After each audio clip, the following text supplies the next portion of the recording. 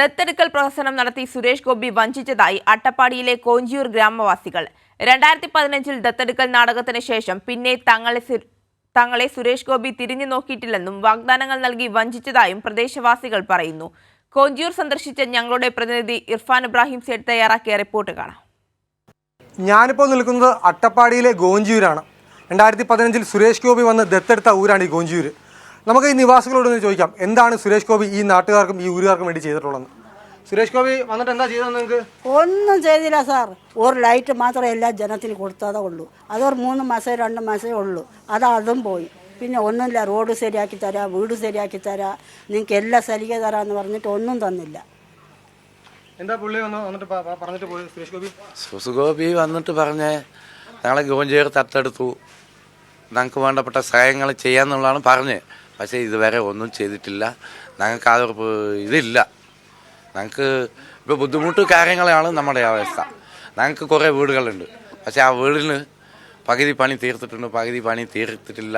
അതിനുള്ള പൈസ എല്ലാം എന്നാണ് ഞാൻ ചോദിക്കുന്നത്. സുരേഷ് ഗോപി നിങ്ങളെ വഞ്ചിച്ചു എന്നാണ് നിങ്ങൾ പറയുന്നത്? അത് തീർച്ചയായിട്ടും അത് ഉറപ്പാ പറയാം. പക്ഷേ നമ്മുടെ പേരാക്കിയില്ലേ. പിന്നെ നമുക്ക് ജനങ്ങൾ നമ്മളിപ്പോൾ പഞ്ചായത്തിൽ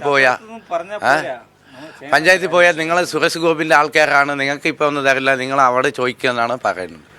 എന്താണ് സുരേഷ് ഗോപി ദത്തെടുത്തു, അപ്പം നിങ്ങൾക്ക് പുറത്തെങ്ങനെയാണ്? ദത്തെടുത്തൊന്നും പറഞ്ഞാൽ പോരാ, നമ്മൾ ചെയ്യണം, എല്ലാ കാര്യങ്ങളും ചെയ്യണം. ഇവിടെ കുടിവെള്ളത്തിനായാലും ശരി, വീട് കാര്യത്തിന് എല്ലാ കാര്യത്തിനും നമ്മുടെ പാവപ്പെട്ട അമ്മമാർ, ചേച്ചിമാർ, വൈകല്യം ബാധിച്ചവർ എല്ലാവർക്കും നമുക്ക് സഹായങ്ങൾ കാര്യങ്ങൾ ഒന്നും നമുക്ക് നേടി തന്നിട്ടില്ല. നിങ്ങളുടെ രാഷ്ട്രീയമുള്ള ആളുകൾ രാഷ്ട്രീയം എങ്ങനെയാണ്? നിങ്ങളുടെ രാഷ്ട്രീയ അനുഭവം എങ്ങനെയാണ്? നിങ്ങളുടെ രാഷ്ട്രീയം എങ്ങനെയാണ്? നമ്മളെ രാഷ്ട്രീയം നമ്മളെ BJP-കാരാണ്. എന്നിട്ട് പോലും സുരേഷ് ഗോപിയുടെ അപ്പോൾ നിങ്ങൾ ഈ ആളുകളെ വിളിച്ച് ചോദിച്ചില്ലേ എന്തുകൊണ്ടാണ് സുരേഷ് ഗോപി ബന്ധപ്പെടാൻ ശ്രമിച്ചില്ലേ? നമ്മൾ കുറേ ആൾക്കാരുടെ മീറ്റിങ്ങിൽ കാര്യങ്ങളും എല്ലാം പോയി നമ്മൾ വന്ന് സംസാരിച്ച് കാര്യങ്ങൾ നിൽക്കുന്നത്. പക്ഷേ നമ്മൾക്ക് അത് വെറുത്തു പോയി. അപ്പോൾ നമ്മൾ അവസാനിപ്പിച്ചു. അപ്പം നമ്മൾ കോൺഗ്രസിന് കൂടെയാണ്. അപ്പോൾ ഞാൻ ചോദിക്കുന്നത് ഈ പിന്നെ നമ്മുടെ ഈ സുരേഷ് ഗോപി ഇപ്പോൾ മത്സരിക്കാൻ പോവുകയാണ്. സുരേഷ് ഗോപി എവിടെയാണ്? തൃശ്ശൂർ മത്സരിക്കാൻ പോവാണ്.